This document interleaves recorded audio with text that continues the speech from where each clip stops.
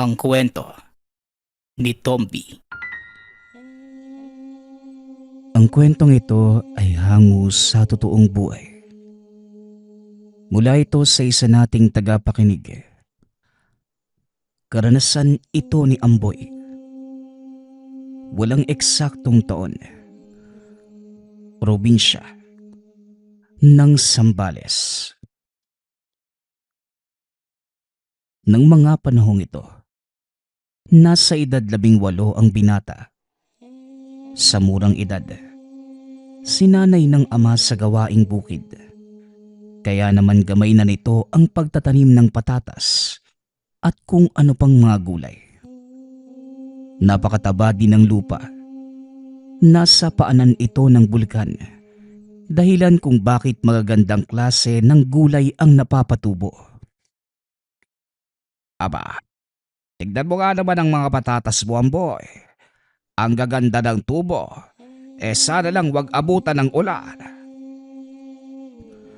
Oo nga ho, Mang Bernardo . Nakita ko yung sa inyo. Malapit-lapit na ding anihin yung patatas nyo . Oo nga. Mukhang magkakasabay pa tayo. Inihintay ko na lang manilaw ang pinakaunang dahon. Ganon din dito, Manong . Habang nag-uusap ang dalawa, bahagyang yumanig ang lupa. Nakadinig ang mga ito ng mahinang dagundong mula sa bulkan. Nako, mukhang nag-aalboroto na naman ng bulkan. Siya nga pala, naalala ko, si Edong ba nasa inyo? Opo, Manong. Hindi po siya umalis ng bahay . May inaantay na magpagamot. Galing sa kabilang probinsya. Ang dinig ko, dumayo pa yung mga yun para lang magpatingin kay tatay. Ganun pa. Siya, pupuntahan ko na lang siya. Sige na, mauuna na ako. Pagkaalis na matanda, itinloy ni Amboy ang paglilinis ng puno ng mga sibuyas. Hindi pa man nakakalayo ang matanda, bigla na namang yumanig ang paligid.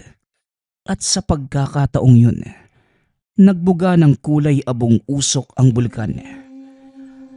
Amboy, mabuti pa umuwi ka na rin. Mukhang hindi na nagbibiro ang bulkan. Oo nga po . Sandali lang, Manong. Sasabay na lang po ako sa inyo. Habang nasa daan, pinag-usapan ng mga ito ang tungkol sa pagbuka ng usok ng bulkan. Para sa kanila, normal na ang ganong pangyayari dahil alam nilang buhay ang bulkan at patuloy na nagiging aktibo. Maraming taon na rin ang nakakaraan simula nang huling sumabog ang bulkan. Maraming taniman ang nasalanta at ilan sa mga kababayan natin lumikas na sa kapatagan. Iniwan ng kanilang mga sakahan. Hindi na din ito mapakinabangan pa dahil sa malalaking bato na ibinuga ng bulkan. Yun na nga pong ipinagtataka ko, Manong. Dahil kung ako lang yung tatanungin, matagal na akong umalis dito. Pero bakit yung mga matatandang kagaya nyo ni tatay ayaw iwan yung lugar na ito? Alam mo, Amboy, dito na ako nagkamuwang at tumanda. Kaya mas gugustuhin ko na lang na dito na din mamatay. Hindi ko lang alam sa tatay mo. Bakit hindi mo siya tanungin? Oo nga po . Naalala ko, minsan hindi ko pa natanong si tatay tungkol sa bagay na yan. Patuloy lang ang dalawa sa pag-uusap. Hindi na malayan ng mga ito na nakarating na sila sa tahanan ni Amboy. May ilang taong nakaupo sa bakuran habang nag-aantay na matapos ang naunang nagpapatingin. Aba, tignan mo nga naman. Halos gabi na. Pero ang dami pa ding nagtsatsagang pumila. Ibang klase talaga ang galing ng tatay mo sa panggagamot, ano? Oo nga po . Minsan hindi na nga nakakapagbihis ng damit si tatay. Diretso tulog na lang sa mahaba niyang upuan dahil sa sobrang pagod. Kung sinisingil niya lang yung mga taong to, aba, hindi nyo nakakailanganing magpakahirap pa sa bukid. Siguro, matatapos ka na rin sa kolehiyo. Iba din ho kasi ang prinsipyo ni Tatay Manong Hindi ho siya tumatanggap ng bayad.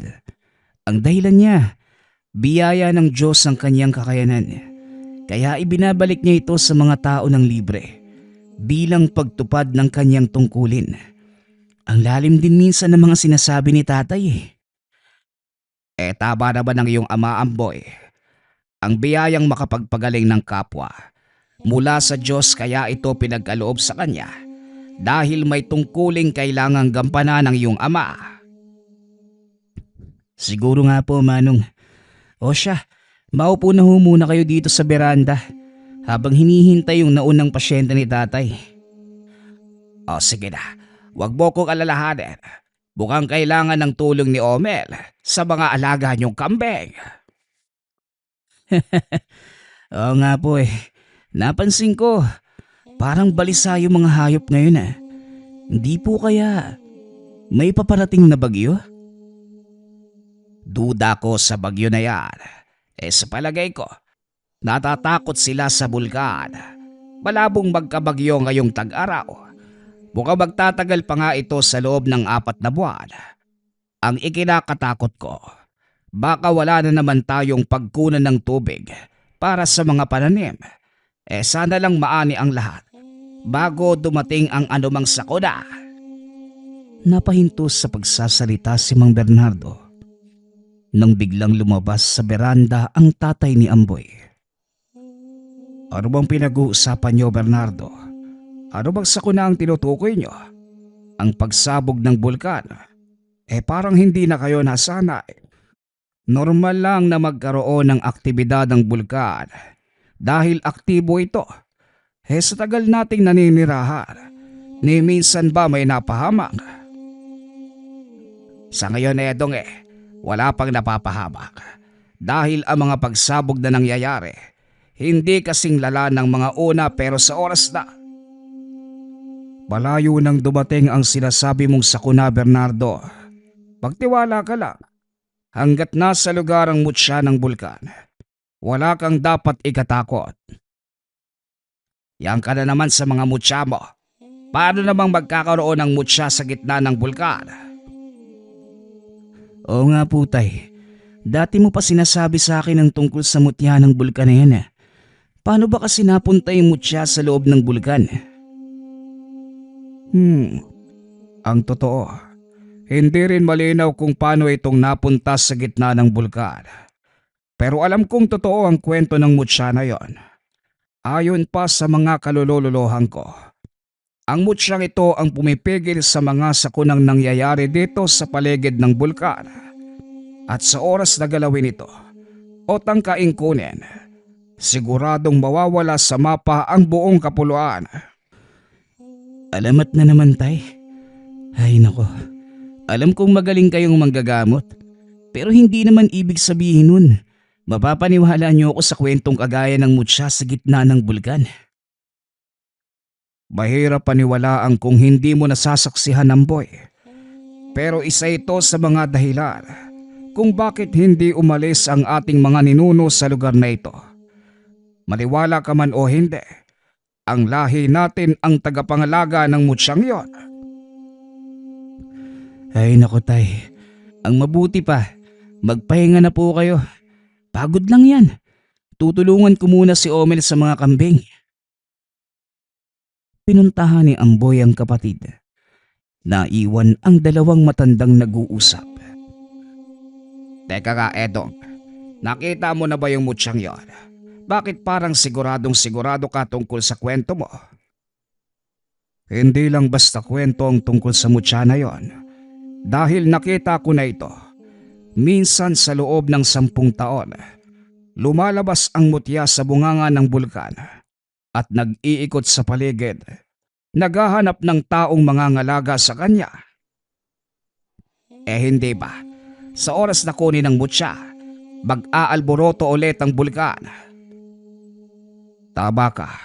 Kung ito ay sapilitang kukunin, Ngunit kung kusa niyang ipagkakaloob ang kanyang sarili sa napiling tao, walang mangyayaring masama. Ano naman ang magagawa ng mutya? Nagagawa nitong utusan ng elemento ng apoy. Kahalintulad ito ng mutya ng San Telmo. Ngunit mas makapangyarihan. Dahil sa oras na mahawakan ito ng maling tao, matutupok pati ang kaluluwa ng taong hahawak. Kung totoo man yung tungkol sa mutyang yan, nakakakilabot ang taglay nitong kapangyarihan. Teka, paano naman kung sa mabuting kamay napunta ang mutya? Magbibigay ito ng proteksyon, kakayanan sa taong pinili na gamitin ang elemento ng apoy. Kapalit nun, magiging tagapangalaga ng buong kapaligiran ang taong napili. Hindi rin pala biro ang magtanga ng mutyano. Ay bueno, naparito ako dahil masakit ang likod ko, Edong. Baka pwede mo naman muna akong hilutin. Bakit naman hindi? Nandito ka na din naman. Hala sige, dumapa ka na riyan. Tanaw sila mula sa kinaroroonan nila Amboy at ng kapatid nitong si Omel. Kuya, napapansin ko, madalas yung pagpunta ni Mang Bernardo dito ah. Ano ba yung pinag-uusapan ng mga yan? Mga usaping pangmatanda, Omel. Kaya mo sila. Buti nga ngayon hindi na niya inaayang lumabas ng bahay si tatay sa ganitong oras eh. Nagtataka lang kasi ako, kuya. Ewan ko lang kung napapansin mo ha. Pero sa tuwing nagpupunta si Mang Bernardo rito, ilang araw lang ang lilipas, may mangyayaring hindi maganda. Hoy, yung bunganga mo. Mamaya madinig ka ng matanda eh. Baka isipin mo na sinasabi mong malas siya. Pasensya na kuya. Pero hindi nga. Yung kasi yung napapansin ko. Nung nakaraang buwan, hindi ba pumunta rin siya rito? Tapos 2 araw lang ang nakalipas. May dumating na malakas na bagyo. Nagkataon lang yun. Saka bago pumunta si Mang Bernardo rito, masama na ang panahon nun. Ikaw nga, huwag kang nag-iisip ng masama sa mga nakakatanda sa'yo. Di na mauulit kuya. Tapos na ako magpakain ng mga baboy. Doon naman tayo sa kulungan ng mga kambing. Kanina pa takbo ng takbo yung mga yun eh. Oo nga eh. Napapansin ko rin eh. Bakit kaya balisa yung mga yan? Baka naman dahil sa lindol kanina. Tapos umuusok pa yung bulkan. Kahit ako kinakabahan eh. Matagal nang nangyayari yung gano'n, Omel. Di naman nababalisa ng gusto yung mga alaga natin. Pero iba ang reaksyon nila ngayon na parang may kinakatakutan. Yan mo na kuya. Baka nga nagulat lang sila kanina. Tara, tulungan mo na lang ako ipasok sila sa kubo. Habang nagtatrabaho ang magkapatid, muli na namang nadinig ni Amboy ang ugong mula sa bulikan. Tinanong nito ang kapatid. Ngunit laking gulat ng binata dahil wala naman itong nadinig. Omel, nadinig mo ba yun? Ang aling kuya? Parang umuungol yung bulkan eh. Baka tiyan mo lang yan kuya. Bilisan mo na. Nagugutom na din nga ako eh. Puro ka namang kalokohan eh. Kanina, habang nasa taniman ako, nadidinig ko din na parang umuungol na aso yung tunog. Sigurado kung sa bungangan ng bulkan yun ang gagaling. Wala naman talaga ako nadidinig kuya. Kung ano man yun, siguro nga mula sa bulkan. Ay nako, baka nga imahinasyon ko lang to. Tara na, itali mo na yung pinto nang hindi makalabas si mga kambing. Binaliwala na lamang ni Amboy ang mga nadinig. Sa pag-aakalang baliwala lamang ito, pumasok sa tahanan ang magkapatid at kumain ng hapunan. Wala din namang gagawin ng gabing yun, kaya naisipan ni Amboy na matulog ng maaga dahil madaling araw pa lamang babangon na ito para magtrabaho sa bukid. Habang nakahiga, napansin ng binata ang biglaang pagtahimik ng kapaligiran. Nawala ang huni ng mga kulisap at maging ang mahinang kaluskos ng dahon ng mga puno. Huminto rin. Nakaramdam ng pagtawag ng kalikasan si Amboy. Kaya naman lumabas ito ng tahanan upang makapagbawas. Ngunit hindi pa man ito nangangalahati sa ginagawa. Napatingin ang binata sa kalangitan, partikular sa bandang bunganga ng bulkan. Nakita ang maliit na liwanag na tila lumilipad palabas doon. Pinagmasdang mabuti ni Amboy ang aandap-andap na ilaw para masigurado kung ano ito. Nanlaki ang mga mata ng binata dahil nang bumaba ito sa talahiban, biglang nagningas ang buong paligid. Lumika ng malaking sunog sa bandang paanan ng bulkan. Hindi kalayuan sa lugar na yon ang kanilang taniman. Kaya dali-dali nitong ginising si Omel upang magpasama papunta roon. Omel, gumising ka muna. May sunog sa talahiban. Baka maabot yung mga patatas natin. Samahan mo ko. Ano ba yan, Manong? Gabing-gabi na eh. Paano namang Hindi na ituloy ni Omel ang sasabihin. Nakita nitong nagliliwanag na ang paligid ng paanan ng bulkan. Dali-daling tumakbo palabas ng tahanan ang binata. Dinampot ang pala at balde. Nagpunta ang mga ito sa taniman.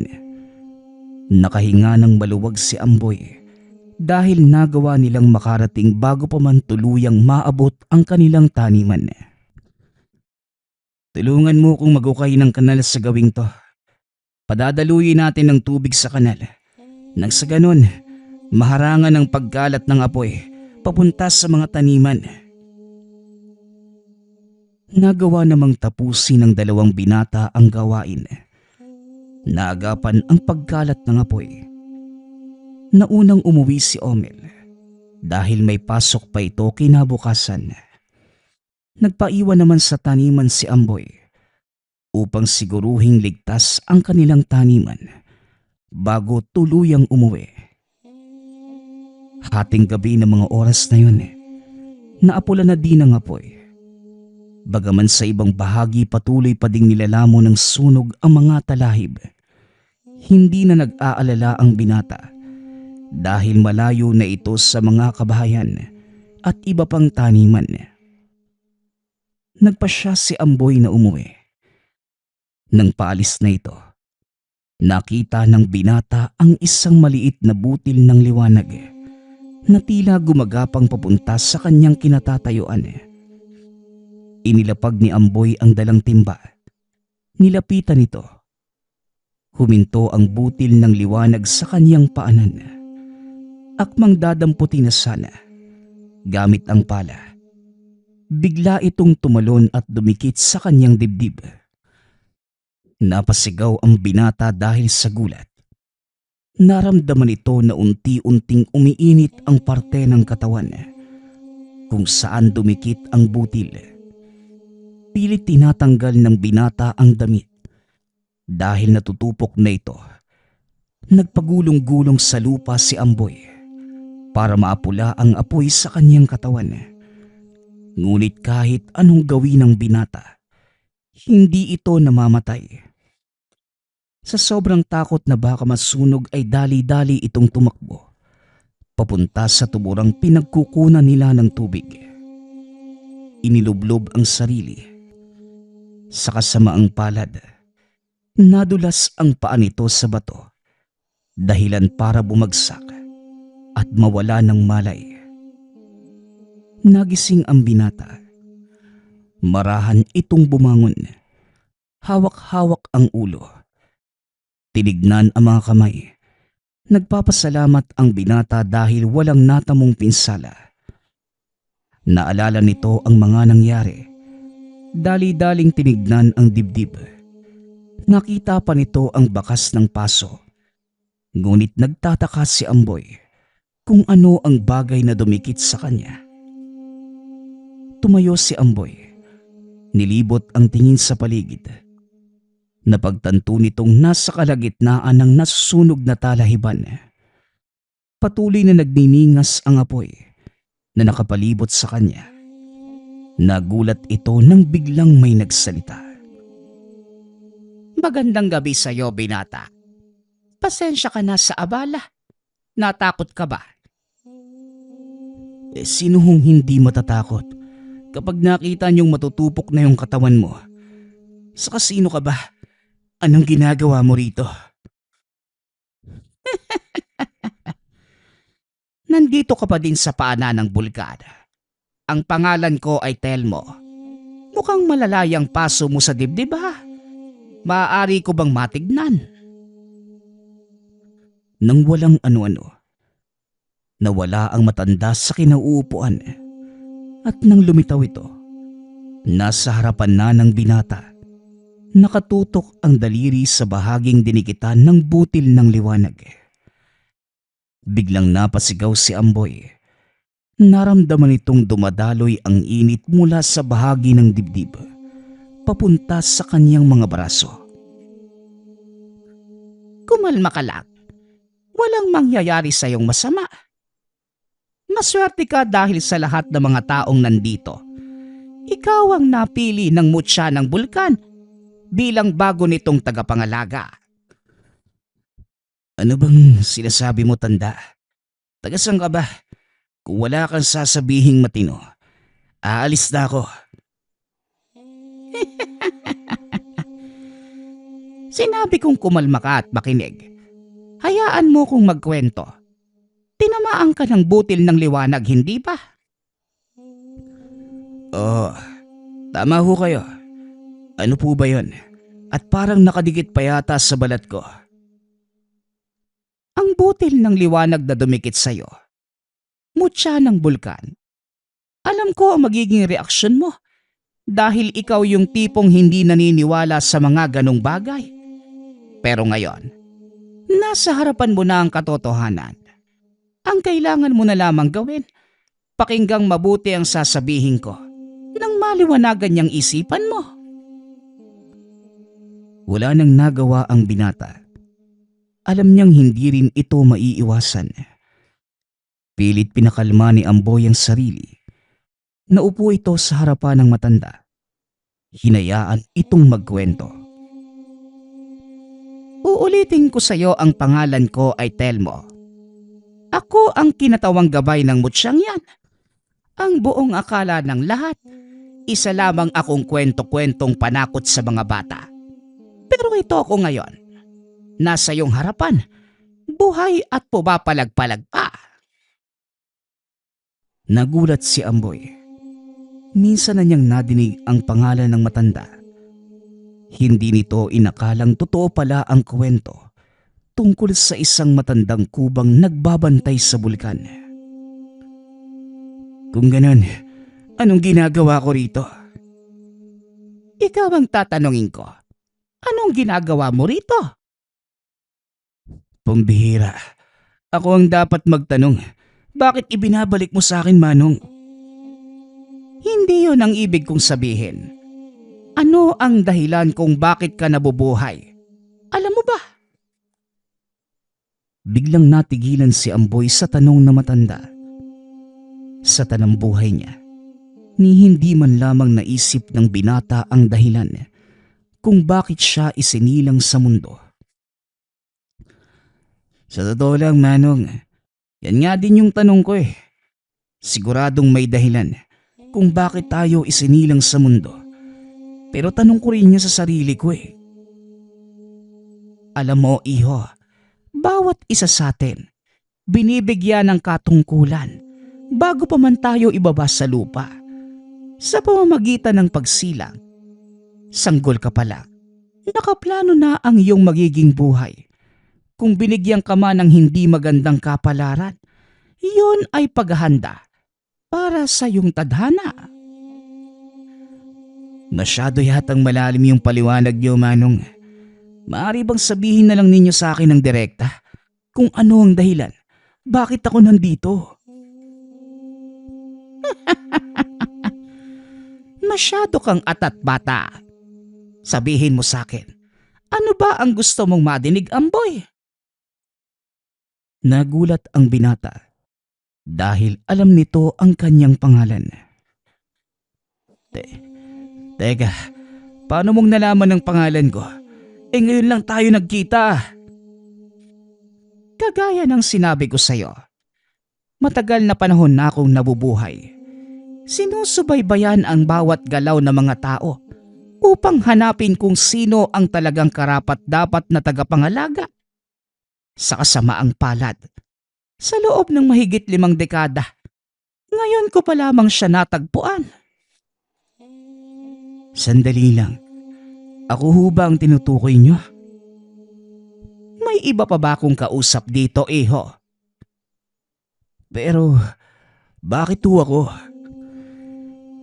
Bakit nga ba ikaw? Tumawa ng malakas ang matanda. Bigla itong nawala.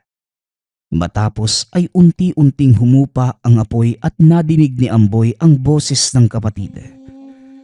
Muling nawala ng malay ang binata. Nang dumilat ito, nakita niya ang mukha ni Omel. Anong nangyayari? Nasaan ako? Nandito ka pa din sa taniman, kuya. Ikaw nga yung dapat kong tanungin dyan. Tsaka ano bang nangyari sa'yo? Bakit wala ka ng pangitaas? Saka, saan mo nakuha yung paso sa dibdib mo? Hindi ko din alam eh. Tinamaan yata ako ng mainit na bato kanina. Nako kuya, mukhang malala yan ah. Tara na, umuwi na tayo. Nang magamot ni tatay ang paso mo. Pagkarating sa tahanan, tinignan ni Mang Edong ang sugat ng binata. Nagtataka ito. Tila may kung anong matigas na bagay ang bumaon sa dibdib ni Amboy. Alam niyo namang kalokohan para sa akin yung mga ganyang bagay, tay. Bakit ko namang gugustuhin magpabaon ng kung ano sa katawan ko? Yan nga rin ang ipinagtatako ko, anak. Saka sino naman ang gagawa nun? Ako lang naman ang may alam kung paano ito gawin ng tama. Kaya mo na, tay. Tatapalan ko na lang po ito ng gamot. Gagaling naman din siguro to ng ilang araw eh. Isa pa, hindi naman nakakasagabal sa pagtatrabaho ko. Ikaw ang bahala. O siya, linisin na natin yung sugat mo. At nang malagyan na ng gamot. Matapos linisin, tinakpan ito ni Mang Edong ng malinis na benda. Kinabukasan, sa kabila ng mga natamong pinsala, nagpunta pa din si Amboy sa taniman upang ipagpatuloy ang trabaho. Habang nagtatanggal ng damo, napansin ito ang isang matandang babaeng aali-aligid. Nakatitig lamang ito sa kanya habang panay ang paling ng ulo. Hindi rin mapakali ang mga mata at nang titigan siya ng diretsyo ng binata, biglang kumaripas ng takbo. Anong problema ng matandang yun? Napakamot ito ng ulo. Kinahapunan, habang papawi, muli niyang nakita ang matanda. At sa pagkakataong yun, lumapit ito sa kanya habang nakangiti ng nakakaloko at may kung anong ibinulong. Hindi na lamang ito pinansin ni Amboy sa pag-aakalang nasisiraan lamang ng ulo ang matanda. Ngunit ang ipinagtataka nito, ni minsan hindi pa niya ito nakikita sa kanilang baryo. Ilang araw ang nakalipas. Anihan na ng patatas. Maraming tao ang nakitulong kay Amboy dahil napakalawak ng taniman. Hindi kakayani ng binatang mag-isa ang pag-ani at naging ugali na din ng mga taga roon na tumulong sa kanilang kapwa sa tuwing sasapit ang anihan ng mga gulay. Habang nagsisilid sa sako at nagtitimbang ng mga naaning patatas, muli na namang nakita ni Amboy ang matandang babae. Kasama niya sa kubo ang ama na siya namang naglilista kung ilang kilo na ang naani. Tay, kilala mo ba yung matandang yun? Nag-angat ng tingin si Mang Edong at umiling. Hindi anak eh. Ngayon ko lang nakita yung matandang yan dito. Bakit naman? Wala lang hutay. Nung nakaraang araw, nakita ko din siya rito eh. Tapos nang sumunod naman, nakasalubong ko siya pa uwi. Sa tingin ko, parang may sira sa utak yung matandang babaeng yan eh. Ganun ba? Mukha nga. Base sa kanyang mga pananamit.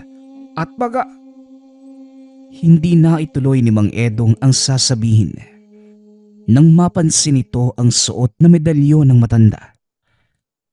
Bakit tay? Anong problema? ang medalyong suot na matandang yon, pag-aari ng iyong ina. Sabihin mo sa akin, Amboy, anong ginawa mo sa kanya? Wala naman po tay. Bakit po? Ang matandang yan, walang iba kundi si Bikay. Kilalang aswang at mambabara. Sigurado ka bang wala kang ginagawa sa kanya?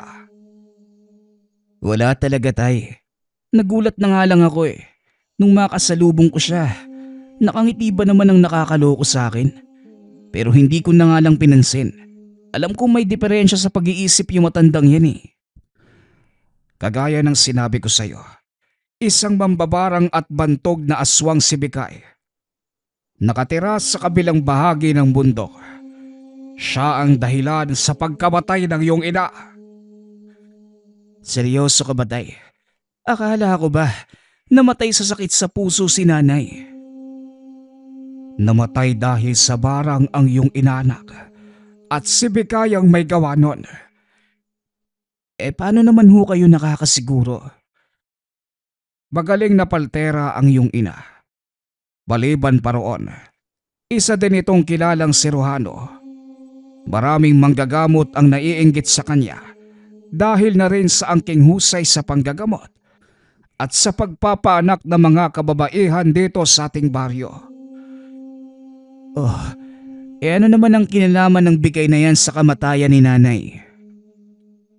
Nakabangga ng iyong ina ang aswang na yan nang minsang magpaanak siya sa kabilang baryo.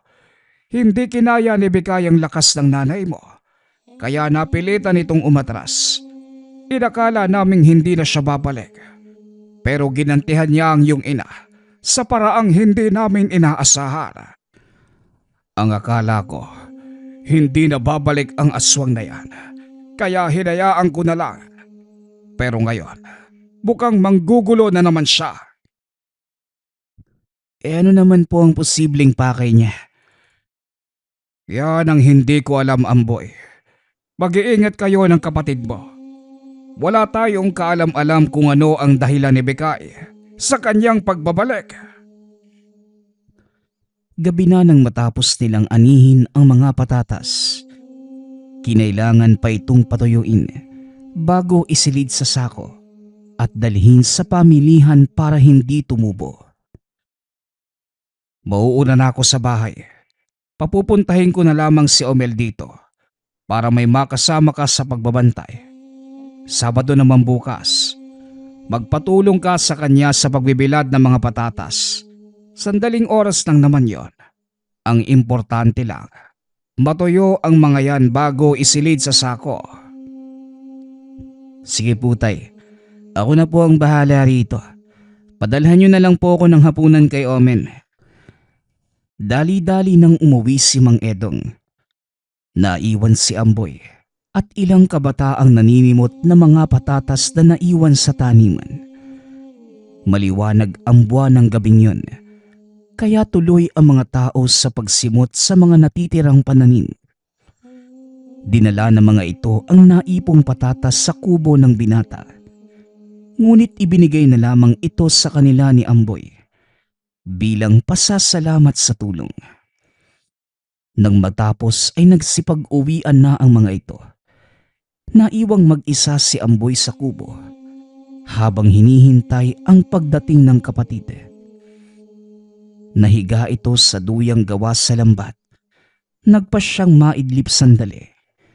Ngunit hindi pa man ito nakakapikit. Napansin na may naglalakad sa taniman. Inakala niya na isa lamang itong batang naninimot. Kaya sinabihan niya itong umuwi.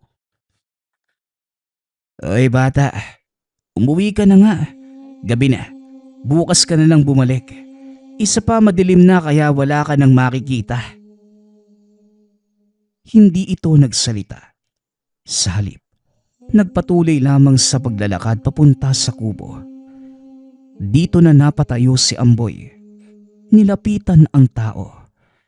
Nanlaki ang mga mata ng binata.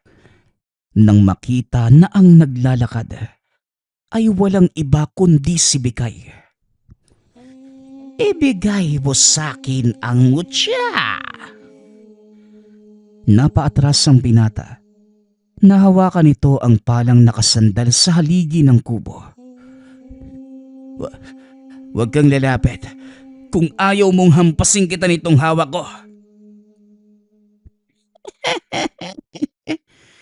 "Hindi mo ko matatakot sa pala. Ibigay mo sa akin ang mutya. Kung hindi mo ito kayang gamitin."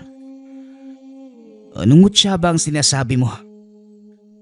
"Huwag ka nang magmaang-maangan dahil nakabaon ito sa iyong dibdib." Hinawakan ng binata ang sugat. Naramdaman nito ang bahagyang pag-init ng dibdib. Teka, paano mong nalamang mutya ito?" "Huwag ka nang puro tanong. Ibigay mo sa akin ang mutya. Kung hindi, kukunin ko ito sa iyo ng sapilitan at hindi mo yon magugustuhan." "Subukan mong lumapit. Baliw kang matanda ka.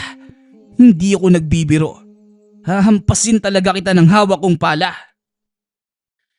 Hindi nagpatinag ang aswang. Sa halip, nagpatuloy ito sa paglakad habang inaabot ang dibdib ng binata. Sa takot ni Amboy, hinampas niya ito ng pala sa ulo.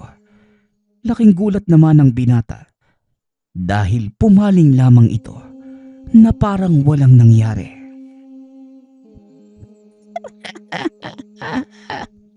"Hindi uubra sa akin ang pala, bata.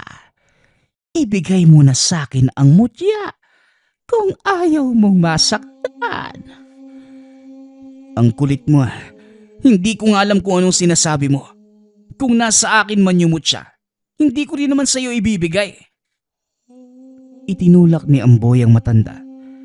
Dali-daling tumakbo palayo at habang tumatakas, nadinig nito ang boses na matandang si Telmo. "At bakit ka naman tumatakbo?" "Ano bang klaseng tanong yan, tanda? Hindi mo ba nakikita kung ano yung nangyayari sa likod ko?" "Hawak mo ang kapangyarihan ng mutya. Bakit hindi ka lumaban?" "Lumaban? Aswang yung kaharap ko, Manong. Paano kung lalaban?" "Subukan mong huminto. Isipin mo ang nangyari nung araw na dumikit sa'yo ang mutya." Huminto ang binata. Muli nitong naalala ang mainit na kapaligiran. Biglang nagliyab ang mga nabunot na puno ng patatas. Nakapaikot ito sa kanilang dalawa ni Bikay. "Yan ba ang sinasabi mo? Nawala sa'yo ang mutya? Masamang nagsisinungaling bata. Kaya ibigay mo yan sa'kin." "Hindi. Hindi mo to makukuha." Ikinumpas ng binata ang kamay. Laking gulat nito nang biglang magliyab ang katawan ni Bikay. Nagpagulong-gulong ang matanda habang pilit na pinapatay ang apoy. Ngunit kahit ano pa ang gawin niya, hindi ito mamatay-matay. Hindi mamamatay ang apoy ng bulkan hanggat hindi mo ito pinag-uutos, Amboy. Mananatili itong nagliliyap hanggang sa iyong nais. Siguro mas makakabuti kung hayaan ko na lang siyang matupok. Total, aswang naman ang isang yan. Pinagmasda ni Amboy na matupok ang matanda hanggang sa maging abo na ang katawan. Ilang sandali pa ay dumating na si Omel. Nagulat ito dahil nasusunog na ang mga dahon at puno ng patatas. Kuya, basa pa yung mga yan eh. Bakit mo naman sinindihan? Wala. Para wala na akong gagawin sa susunod na araw. Dala mo ba yung hapunan ko? Oo kuya, pinadala ni tatay. Tara na nga, kumain ka na muna. Hindi alam ni Omel ang nangyari. Minabuti na lamang ni Amboy na wag sabihin sa kapatid na nakapatay ito ng aswang. Ito ang naging simula ng pagbabago ng buhay ni Amboy. Sunod-sunod na kababalaghan ang nasaksihan ng binata. Lalo pa sa tuwing magtatrabaho ito sa bukid. Nakakakita na mga nilalang si Amboy na hindi nakikita ng pangkaraniwang mga mata. Sa pagdaan ng panahon, nakasanayan na lamang ni Amboy ang ganong pangyayari. Tinanggap ng binata ang katotohanan na bahagi na ito ng buhay. Pilit pa ding itinago ng binata ang totoo sa ama at kapatid. Ayaw niyang madamay ang mga ito sa nangyayari. Hindi pa nagtatapos kay Bekay ang iyong pakikipaglaban sa mga aswang, Amboy. Marami silang naghahangad sa mutya na yan. Noon, hindi nila ito magawang lapitan dahil pinangangalagaan ito ng diwata ng bulkan. Ngunit ngayong nasa iyo na, ikaw na ang tagapangalaga nito. Nauunawaan ko na po ang tungkulin ko. Nakasalalay sa akin ang kaligtasan ng mutya. Gayon din ang kapaligiran. Mahirap, pero masaya. Dahil alam kong isinilang ako para dito. Mabuti naman natanggap mo na sa sarili mo ang mga nangyayari. Humanda ka. Dahil kagaya ng sinabi ko, marami pang pagsubok ang darating sa iyo, iho. Palaging sumasangguni ang binata sa gabay. Wala itong kaalam-alam tungkol sa kanyang tangang mutya. Wala ding kaalam-alam ang ama sa mga nangyayari. Ngunit kagaya ng lahat ng lihim, hindi nagtagal.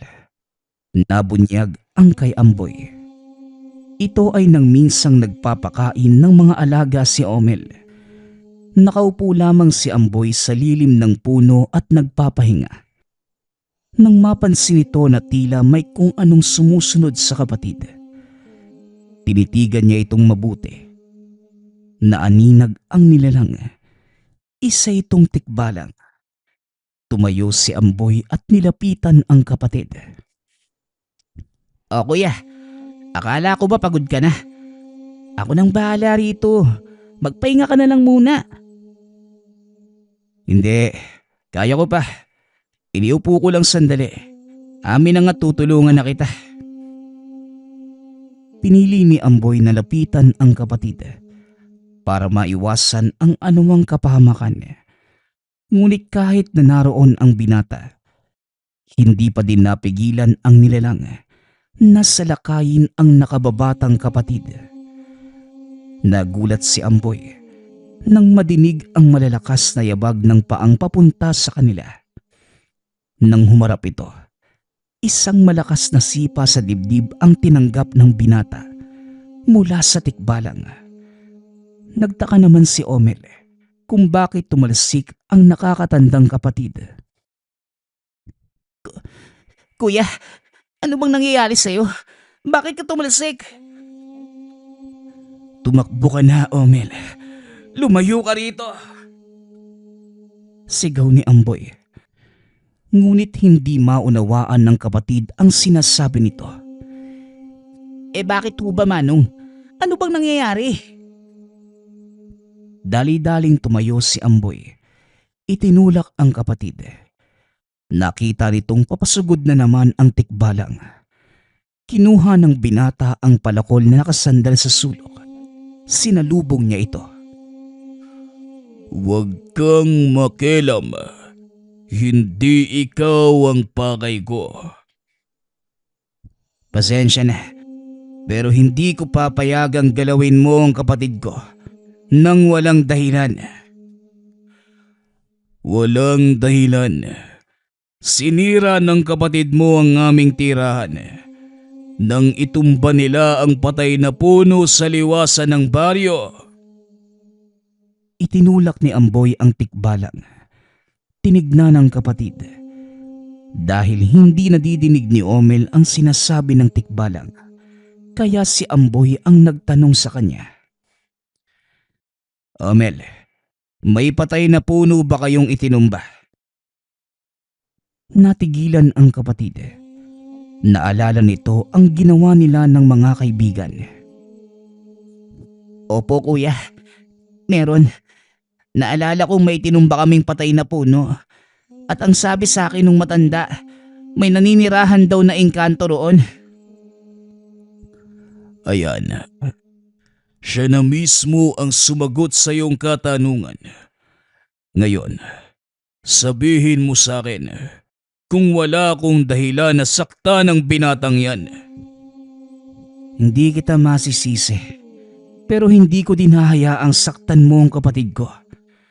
Nakatayo ka sa bakuran ko ngayon at hanggat kaya ko pang magpasensya. Wala akong kinikilalang dome. Kailangang pagbayaran ng kapatid mo ang kanyang kasalanan. Subukan mong galawin ang kapatid ko. Hindi kita sasantuhin. Huwag mong sabihing hawak mo ang mutya ng bulkan dahil hindi ako natatakot. Pwes, tignan natin. Muling sumugod ang tikbalang sa binata. Sinalubong naman ito ni Amboy. Hindi makalapit ang tikbalang dahil biglang napaligiran ng apoy ang katawan. Nagulat si Omel nang makitang nag-aapoy ang katawan ng nakakatandang kapatid. Patuloy na nakipagsagupaan si Amboy hanggang sa mapasuko nito ang tikbalang. Tama na. Totoo nga ang sinabi nila na walang nakakatalo sa taong may tangan ng mutya mula sa bulkan. Pero hinihiling ko sa iyo na sana maging patas ka sa paghusga. Hindi lang tao ang kailangan mong protektahan, kundi pati ang mga engkantong umaasa sa kapangyarihan ng mutsyang yan. Ako nang bahalang magdisiplina sa kapatid ko, tikbalang. Umalis ka na rito at huwag ka nang babalik.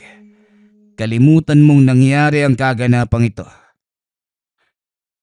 Panghahawakan ko ang sinabi mo. Nawa ay matutunan ng kapatid mo ang aral na ituturo mo sa kanya. Dali-daling tumakbo ang tikbalang. Nang makalayo ito, saka naman kinausap ni Amboy si Omel. Hindi ka ba nag-iisip, Omel? Bakit nyo naman itinumba yung patay na puno? Anong ginagawa nun sa inyo? Napagkatuwaan lang po namin, Manong.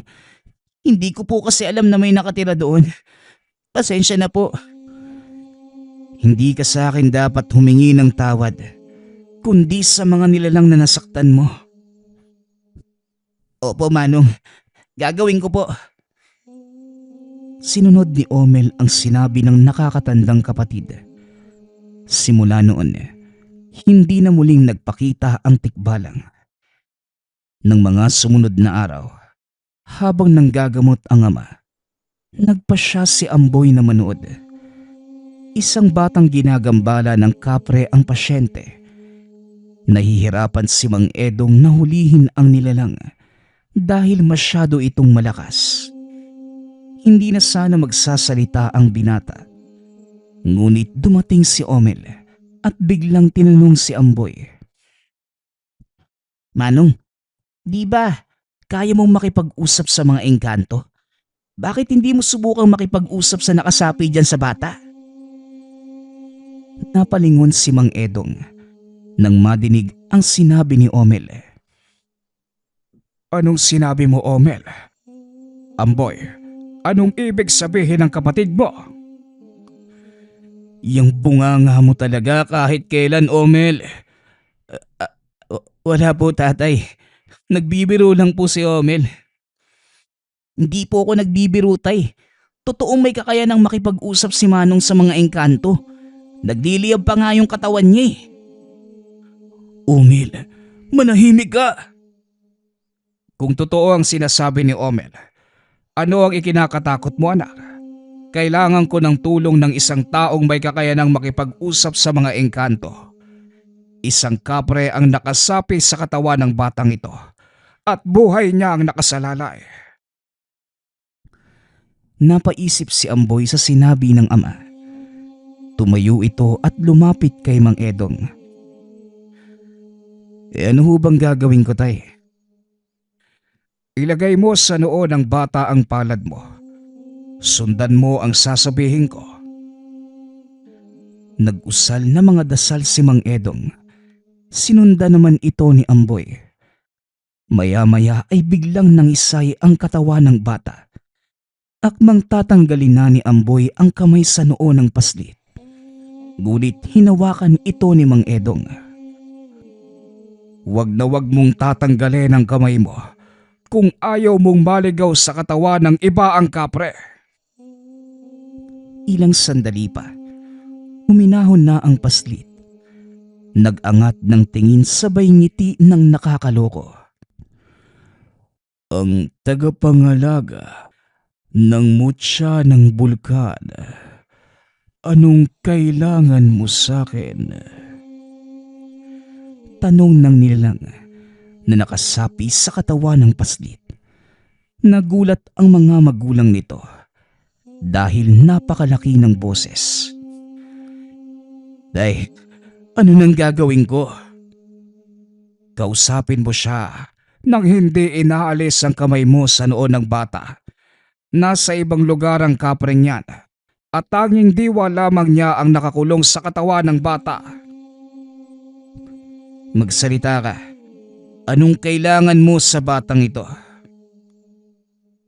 Ako, wala naman. Gusto ko lang makipaglaro. Alam mo bang nanganganib ang buhay ng batang to dahil sa ginagawa mo? Wala akong pakialam kung nanganganib man ang buhay niya. Hindi rin naman ninyo alintana ang aming mga buhay sa tuwing sisirain ng mga kagaya nyo ang kapaligiran. Alam niyong tirahan namin ang kabundukan. Ngunit anong ginagawa niyo? Napatingin si Amboy sa ama. Napailing na lamang ito. Makipagkasundo ka sa kanya, Amboy. Hanggat maaari, magpakumbaba ka. Tayo ang may kasalanan. Huminga ng malalim ang binata. Muling kinausap ang nilalang. Kung gayon, ano ang maaari naming gawin para bitawan mo ang batang ito? Sa palagay ko, wala kayong magagawa. Hindi ko bibitawan ang batang ito. Siya ang kabayaran ng kasalanan ng kanyang ama. Sa pagkakataong ito, mukhang wala ng silbi ang pakikipag-usap. Malakas ang kapreng yan. Hindi ko siya madadaig sa kumbate espiritual. Bakit hindi ko subukang harapin ang nilalang na ito? Nababaliw ka na ba, Amboy? At ano naman sa tingin mo magagawa ng kagaya mo? Kaya mo lang makipag-usap sa kanila, pero hindi mo magagawang sakta ng isang elemento. Diyan kayo nagkakamali, Tay. Turuan niyo ako kung paanong matutunto ng kinaroroonan ng isang to. Sigurado ka ba, anak? Mapapahamak ka lang, Amboy. Sinasabi ko sa'yo. Magtiwala ka lang, Tay. Ako nang bahala. Nag-usal ng mga dasal si Mang Edong. Iniihip ito sa bata. Matapos ay nakita ni Amboy ang puno kung saan nananahan ang kapre. Ako nang bahala rito. Siguraduhin mo lang na makakauwi ka ng ligtas, Amboy. Kagaya ng sinabi ko sa iyo, Tay. Magtiwala ka lang sa akin at ako nang bahala. Dali-daling tumakbo ang binata papunta sa kabundukan. Narating nito ang malaking puno ng baleteng nasa kalagitnaan ng malawak na kapatagan. Palapit pa lamang ang binata. Nakita na nito ang mga nilalang na nagtitipon-tipon sa paligid. Muling nadinig ni Amboy ang boses ni Tandang Telmo. Mag-iingat ka sa mga nilalang na yan. Dahil hinahangad din nila ang tangan mong mutya. Mukhang patibong ang pinasukan mo, Amboy. Ganun ho ba? Tignan natin kung ano ang magagawa nila, Manong. Naglakad ang binata papunta sa puno. Humarang naman ang mga nilalang. Nagsipaghandang sumugod. Iisa lang ang pakay ko sa pagpunta rito. Yon ay walang iba, kundi ang kapreng nananahan sa punong ito. Magpakita ka kung ayaw mong sunugin kita ng buhay, kasama ang tirahan mo. Biglang nabalot ng makapal na usok ang paligid. Nanlaki ang mga mata ni Amboy nang magpakita ang malaking nilalang sa kanyang harapan. Ang lakas ng loob mo na dumayo sa aking teritoryo at hamunin ako. Sa palagay mo, kutong lupa, anong magagawa ng kagaya mo sa malaking nilalang na tulad ko? Laki nga ba ang pinag-uusapan natin dito? Isang bagay lang ang gusto kong gawin mo. Pakawalan mo ang kaluluwa ng batang ginagamot ng tatay ko. Ikaw pala ang taga-ingat ng mutya ng bulkan. Anong ginagawa mo dito? Saka bakit ka ba nagbubuwis ng buhay para sa mga taong ito? Simple lang, dahil nasa ilalim sila ng aking pangangalaga at wala kang karapatan na hulihin ang mga kaluluwang yan. At paano kung hindi ko gawin? Paano kung sindihan ko hindi lang ang tabako mo, kundi pati ang bigote mo? Taga-ingat ka lang ng... Hindi na naituloy ng kapre ang sasabihin. Biglang nagliyab ang damo sa paligid ng puno. May sinasabi ka ba, kapre? Ano? Papakawalan mo na ba ang kaluluwa? O pipigain pa kita? Paano mong nauutusan ng apoy? Yan din ang tanong ko nung una. Pero ngayon, alam ko na kung bakit. Hindi lang ako basta taga-ingat ng mutya. Ako ang tagapangalaga nito. At ang katawang to ay kanyang tahanan. Nanlaki ang mga mata ng kapre nang ipakita ng binata ang dibdib. Nakabaon doon ang mutya. Nagliliwanag kasabay ng pintig ng puso ng binata. Nagsipag-atrasan ang mga nilalang maliban sa tikbalang at kapre. Kapre, ang mabuti pa, sumuko ka na lang. Hindi mo kakayanin ang binatang ito. Taglay niya ang kapangyarihan ng apoy at kaya niyang pagutusan maging ang bulkan. Gusto kong subukan niyang sinasabi mo, tikbalang. Binata, talunin mo ko sa isang labanan. At kapag nanalo ka, ibabalik ko sa iyo ang kaluluwa ng bata at maaari mong gawin ang anumang naisin mo. Pero sa oras na matalo ka, ipagkaloob mo sa akin ng kusa ang mutya. Maling desisyon ka, kapre.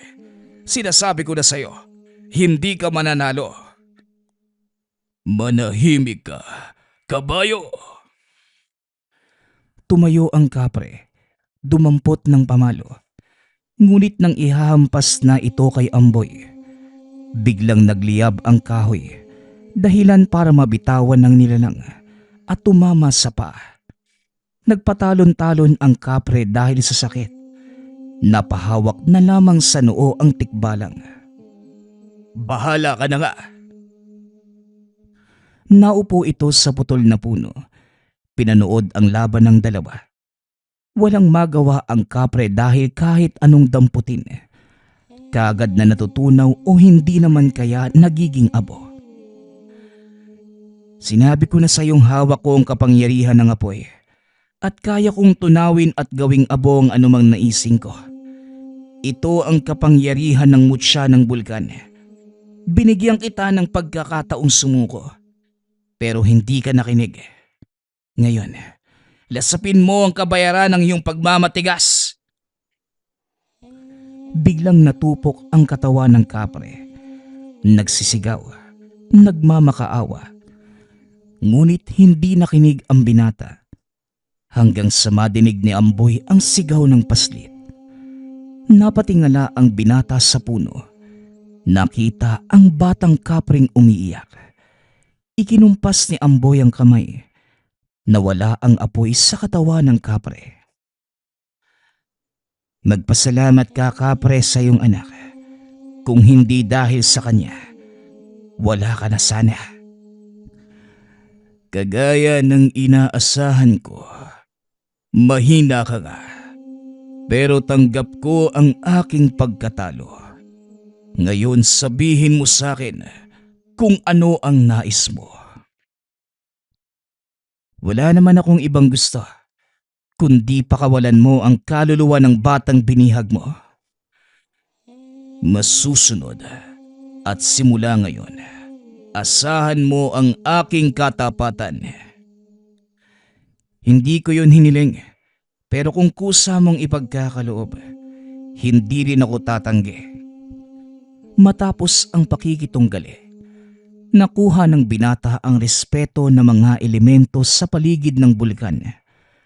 Gumaling din ang batang ginagamot ni Mang Edong. Laking pasasalamat ng pamilya. Nangako ang ama na ititigil na ang iligal na pamumutol ng kahoy sa gubat. Pinag-aralan din ni Amboy ang panggagamot. Sinunda ng yapak ng ama. Kalaunan, nakilala ang binata bilang manggagamot. Ngunit bigla na lang itong naglaho. Hindi alam ng mga tao kung saan na napunta si Amboy. May mga haka-haka. Naninirahan na ito sa bunganga ng bulkan bilang bagong tagapangalaga ng mutya. Wala na ding naging balita ang kanyang ama sa kanya. Maging si Omel na sinubukan pang hanapin ang nakakatandang kapatid. Ngunit wala ding nakita ni isang bakas. Gayunpaman, nanatili sa mga puso ang iniwang legasiya ni Amboy. Kung paano nitong pinangalagaan ang kapaligiran, katuwang na mga engkantong nakatira doon, at higit sa lahat, kung paano nitong iningatan ang mutsyang nasa pangangalaga. Paglipas ng panahon, tungkol sa kanya, ngunit hindi ang kwento tungkol sa mutya ng bulkan. Nagpapasalamat nga pala ako sa lahat ng sumusuporta sa ating channel. Nawa ay patuloy niyong suportahan at pakinggan ang ating mga kwento. Hanggang sa muling pakikinig. Paalam.